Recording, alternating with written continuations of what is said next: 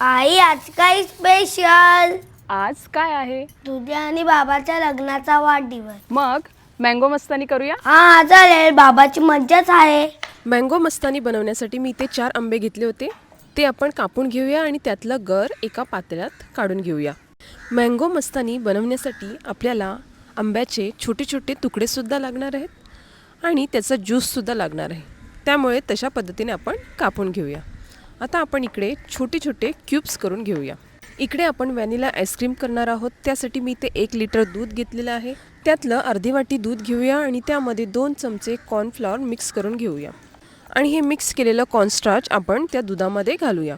त्याचबरोबर अर्धी वाटी साखर, अर्धी वाटी दूध पावडर घालूया आणि हे मिश्रण गॅसवर घट्टसर होईपर्यंत शिजवून घेऊया.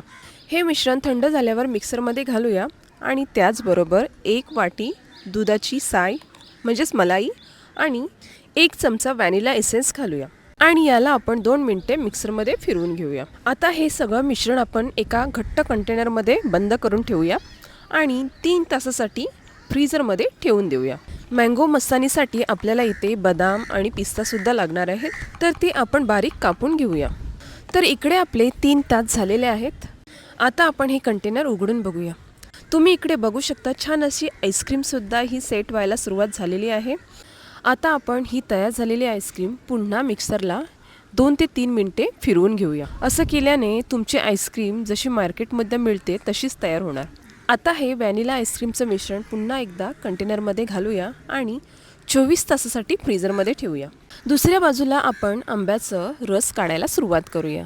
तर मी त्याची सालं काढून घेतलेली आहेत. अशा पद्धतीने आंबा आपण पिळून घेऊया आणि त्याचा रससुद्धा काढून घेऊया. असं केल्यामुळे चांगलं असं रससुद्धा निघतं आणि वायासुद्धा जात नाही. इकडे आपलं आंब्याचा रससुद्धा काढून झालेला आहे. आता आपण त्यामध्ये पाव वाटी साखर आणि 1 वाटी दूध घालूया. आपले इकडे 24 तास पूर्ण झालेले आहेत. तुम्ही बघू शकता मस्त अशी व्हॅनिला आईस्क्रीम आपली तयार झालेली आहे. 2 चमचे व्हॅनिला आईस्क्रीम घालून मँगो शेक करून घेऊया. आता आपण मँगो मस्तानीचा ग्लास सेट करायला सुरुवात करूया. सुरुवातीला 1 ते 2 चमचे आपण आंब्याचे तुकडे घालूया. नंतर मँगो शेक जो बनवलेला आहे तो. पुन्हा त्यामध्ये 2 चमचे व्हॅनिला आईस्क्रीम घालूया. त्यावर बारीक केलेले बदाम आणि पिस्ता घालूया.